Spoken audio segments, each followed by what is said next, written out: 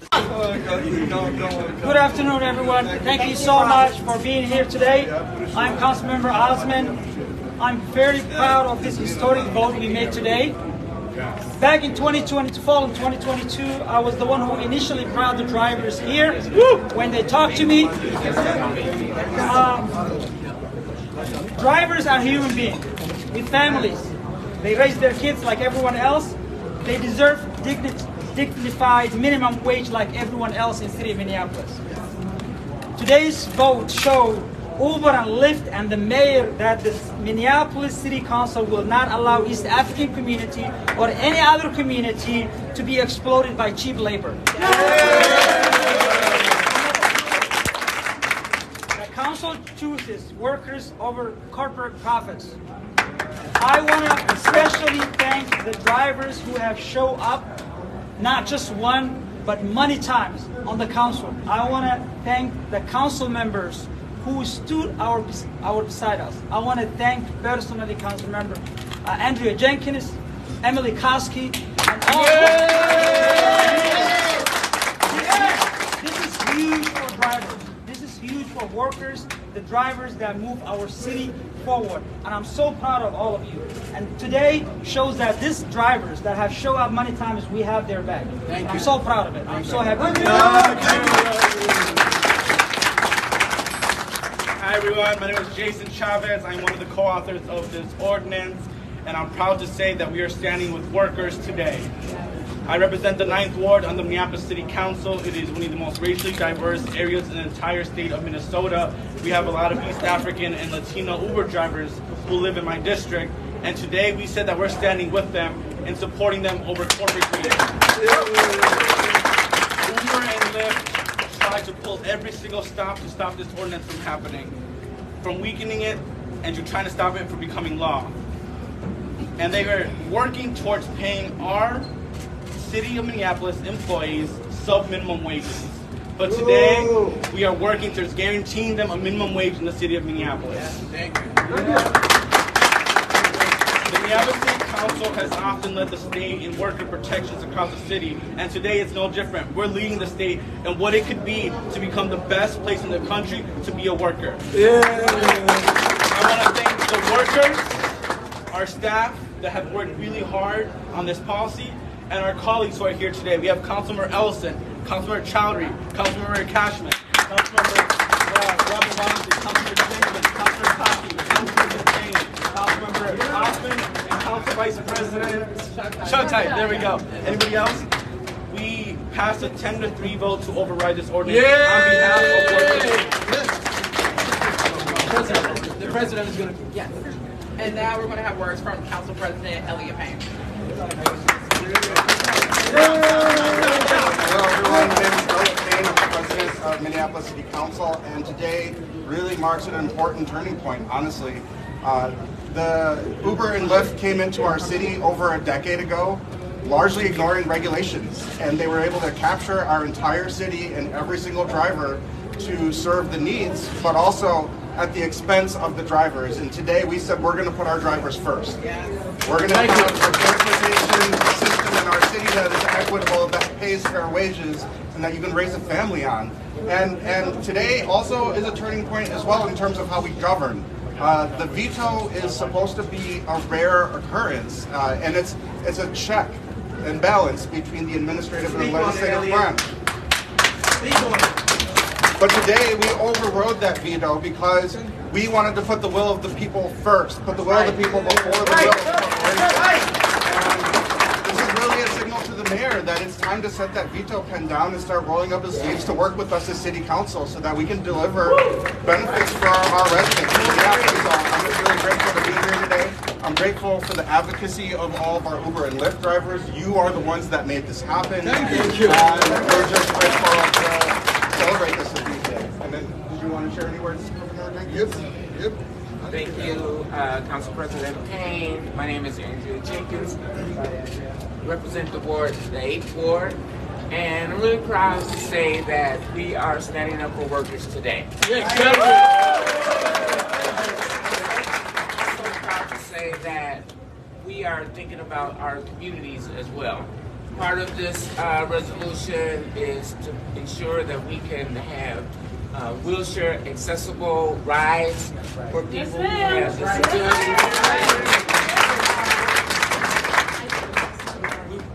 You know, we see workers all over the country asking for fair wages in every industry, and rideshare workers are no different. So this resolution today will hopefully drive the state to have a broader plan to address all the drivers in the state of Minnesota. Thank you. Once again, I want to say thank you to every single one of my colleagues. As they are reiterated, we would not be here today without the dedication of the drivers. Regardless of showing up to City Hall multiple times in the winter and the climate change summers that we're experiencing, they have been resilient in their dedication to make sure that they cannot continue being exploited by a billion-dollar corporation and being expected to provide services when they can't even cover their own needs. So it's really about celebrating the will and the dedication of our drivers today.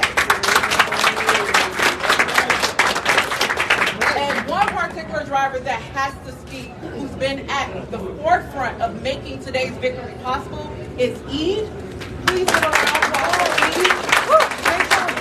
Eve is the president of the Minnesota Uber and Lyft Driver Association. Eve, thank you so much for coming. I'm gonna thank to all of my fellow drivers who have been with me for the last 2 years. I know that I'm not gonna be articulated as I am usually, but today I'm overexcited. I am overwhelmingly excited. So if I cannot just, if I'm not articulated as I used to be, you'll be excused. But I want to thank to all of the drivers who trusted me when they told me that I was going to lead them. And it has been a rough journey. It had up and downs, and thank God also to the city council members and all the elected officials who listened to me and said that we have an ear for you and we're listening to you, and I would say thank you to all of you, starting with Council Member Wensley, the President, and everybody else who is here. I cannot, Jamal Osman, everybody, I cannot. So again, the fight is still on. This is the first stop. We really appreciate what the great city of Minneapolis did today for the drivers and in general for the workers. But also we do have something going on the state side. So we're gonna mobilize even more drivers than ever to just kind of put our efforts to the state side, and we hope that the state will listen to what Minneapolis did, and it has to take this as an example. The state was supposed to lead, but I'm glad that Minneapolis stood strongly with us, and now they are the leading city in the whole United States. I have been getting all kind of calls from the whole United States. So Minneapolis is going to be an example for the whole country. Thank you so much to all of you, the drivers, the great city council members who are here, and everybody else who was with us for the last 2 years. Thank you. And here I give it. We're going to hear from another driver before we have to wrap up, because we have council members who have to go. But Farhan, we're going to pass it to Farhan, who's also been a dedicated driver that helped make today possible. Thank you so much. Today's a great day. Today's a great day for all the workers in the city. The mayor, time and time again, has told us that he only supports minimum wage for some workers. But the city council say they support minimum wage for all workers. That's right. That's right. Like the chairman said, Eid Ali, this is a stepping stone. We are heading to the state capitol, and we want this to be an example, a blueprint for what's to come in the future at the legislation at the state capitol. And you Farhan F. Frank, A-R-H-A-N, last name's Badell, VADEL. This is a huge victory. As drivers, we feel like we punched the bully in the nose. It could be a long time. It's so difficult to have any victory, even the slightest, the margin, the slightest victory against this corporation is difficult. Our legislation now falls to those scare tactics. The governor was in the building, they didn't fall. This is our council members right here. They're fighting for the people. Thank you so much. Thank you. We gotta go. So we're going to have all the attorneys, and then we're going to try to go to Quick point that gets forgotten. Uber and Lyft have the opportunity. A couple of things to point out right away. Uber and Lyft had the opportunity to fix this for over a year and a half. They did nothing. So when they come and whine and cry and say, hey, don't vote for this, why didn't you take care of your own problem? They made it worse. You have drivers making it way less than minimum wage, and they know it. It took the bravery, and I'm really impressed here. These guys stood strong under all kinds of pressure from Uber and Lyft. They usually get away with that pressure, but you know the way they can stop that? Do it yourselves. These people made them do it. These council members made them do it. For a simple reason, a very simple reason. It's simply the minimum of what's there. Tell them the truth, Cole. Tell them the truth.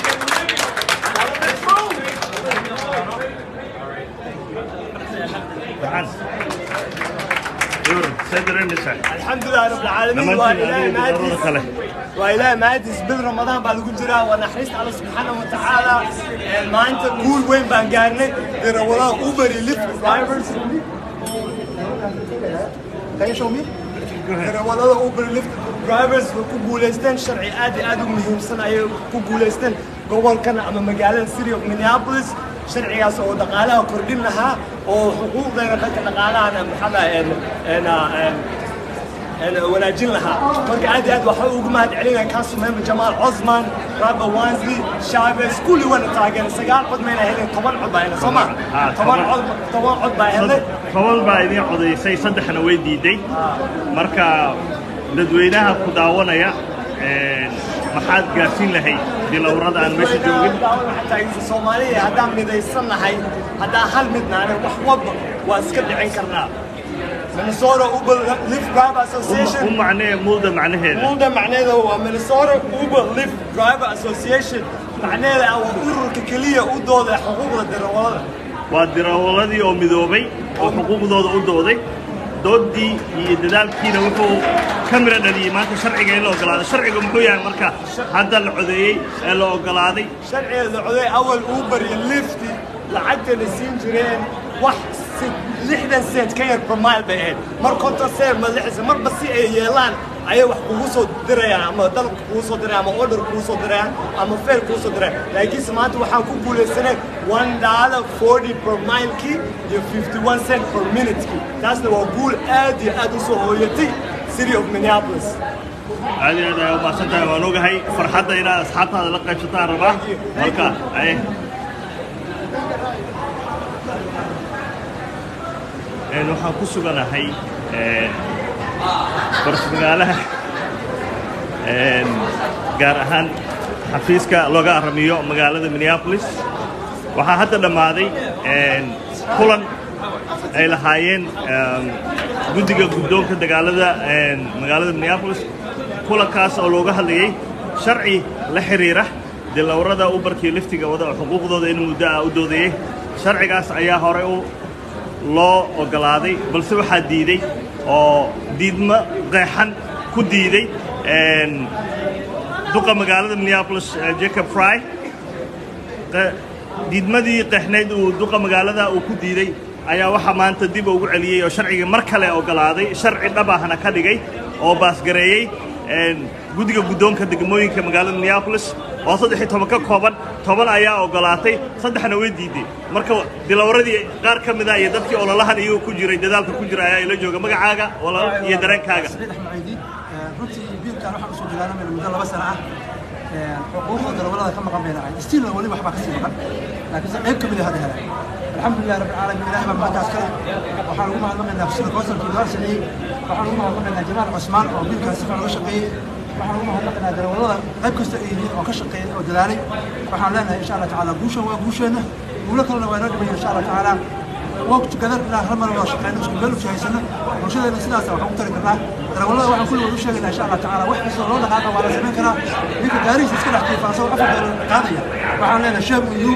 هذا منك استيت وكسر كل ذي تاجرة حكي إنه قلت قالما فرق قضية وحنا عندك وش قيني حتى وحاول تم إن شاء الله تعالى السلام عليكم ورحمة الله مع ولكن مقعد الشيء وحقدر الذي درك أيوة قرأت محمد قني بالله ما شاء الله رمضان كريم بان الله برشاد مسلمين تمل والبيت شوان رمضان تما تدرين كي لما سوكون كرو هذه بان مفرح سنة هاي بيل كان مدة بدل ما نصل دجالة من ما أنت إلى حمد جيس أيال الصحية سري مينيابوليس هذه بان مفرح سنة هاي دمان وما هم بليان يا دراولين توصل دجالة ماي يهجمياش ودي تعطيك سووا ودم أنت نتاجرتي برشاد دمان أنت نتاجرتي مساجد يطبخ maxaan ku raahdaa community leader arinta lagu taageeray iyo intii maartay xoog saartay ee darawaliina aad iyo aad baan darawaliinta si khaas ah ayaan ugu mahadcelinayaa iyo walaalkay Jamaal Usmaan iyo dhammaan inta kale nagala soo qaybgashay aad baad u mahadsantihiin adiga وعليكم السلام ورحمة الله وبركاته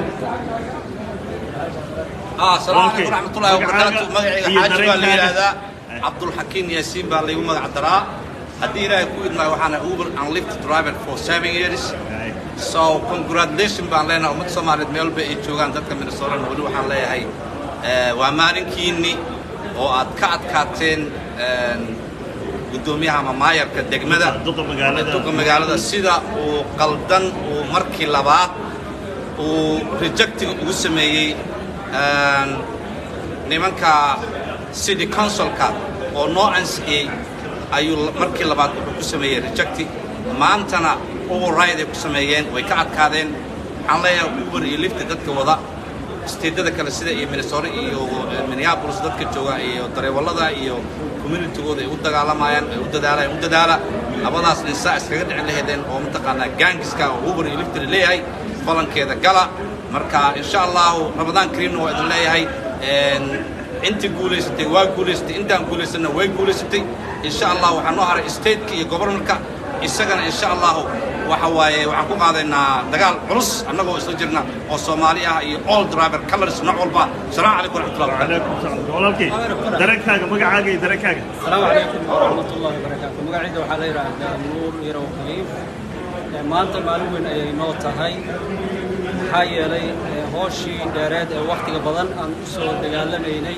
labada sano ee abaafka qaadatay intaasoo jeerna veto ay naga saareen madaxweynaha state-ka iyo madaxweynaha Minneapolis duqa magaalada Minneapolis labadaba ilaahay baa maanta iskale maanta rabbi subxaanahu wa tacaala xaggiisa ay nooga suurta gashay intaa kadibna waxay ku imaatay dadaalkii dheeraa ee loo soo galay iyo dagaalkii taa ayada waxay daliil u tahay ummadda sideedaba hadday midowdo midnimo ay muujiso wax kasta way ka yolgaari karaan iyo hadafkooda dadka lagu matala si dhigan siyaasiyiinta ah waxay ku dagaalamayeen hubka ay ku dagaalamayeen waa annaga weeyaan waayo haddaan annaga aanan muujinin midnimo iyo muwaafaqo aanan halkaa aan soo dhoobanin dareenkeedana aanan cabirin waxba ma qabani karaan mar kasta waxaa noogala baahan yahay in aanu noqonnaa ummad isku duuban haddii ummadda ay isku duubnaato waxaa yaqiinaya inaanan marnaba aan laga goolgaari karin waxa ay doonayaan iyo hadafkoodana ay ka midhan dhalinayaan ummadda Soomaaliyeed iyo ummad kasta oo driver ah adduunka dacalada meel ay ka joogaanba waxaan leeyahay hal isku duubnaado hana la iska dhiciyo kambaniyada waaweyn ee ugu talagalay dadka inay ka dhigtaan addoomo ayaga ay leeyihiin siday doonaan ay ula dhaqmaan waxaana looga gudbi karaa oo keli ah waafaqo iyo kala dambeyn iyo isku duubnaan iyo midnimo السلام عليكم ورحمة الله وبركاته وضع مسلمين رمضان كريم بالله هاي وعليكم السلام علي هذا ما سلسي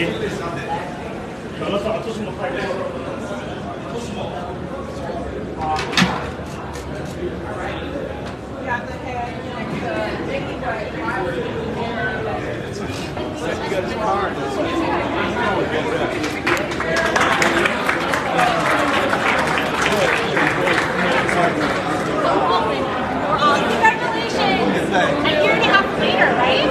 You won't need it.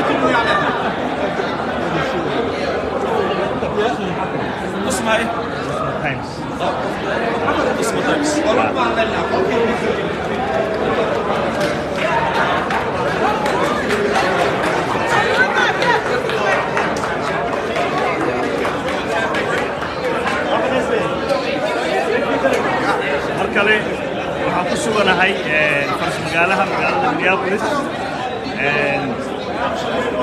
waxaa hadda dhamaaday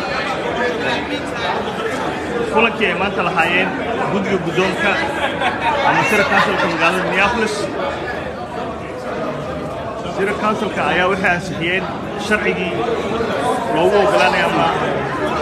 ogolaanayay xuquuqda ay leeyihiin dilaawarada iyagu ku shaqaysta Uberka Lyftiga.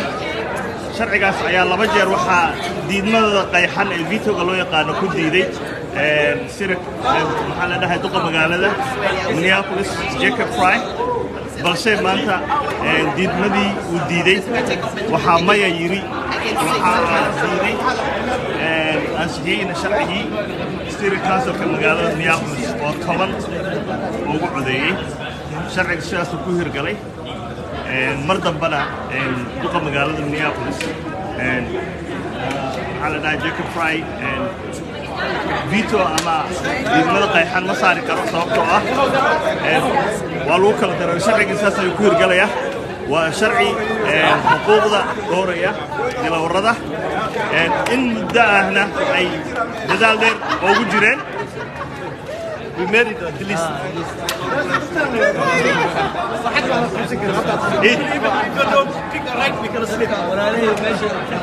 Buutonni, Kale, Buutonni.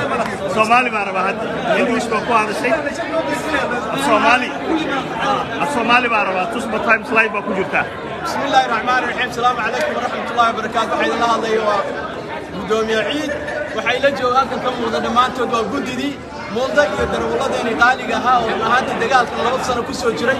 maanta waa maalin aad u weyn oo aad iyo aad loogu weyn saad la socotaan biilkeeni labada mar uu veto saaray meeyarka Minneapolis ayaa maanta waxa la tusay inaan meeyarkiisu veetadiisu aan ahayn mid kaliya ee magaalada Minneapolis mataqaana ka shaqaynaysa. waxaana garab istaagay si buuxda noo garab istaagay City Council memberadii. waxaa maanta noo codeeyo veetadiisa dul maray 10 qof oo ka mid ah 13 xubnood.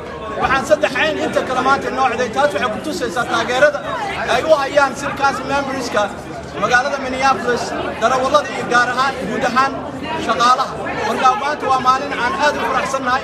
waxaan rajaynaynaa inaanu bari ama saa dambe waa dib baan idinka soo sheegi doonaa aan bulshada community ballaaran aan la dabaaldegi doono.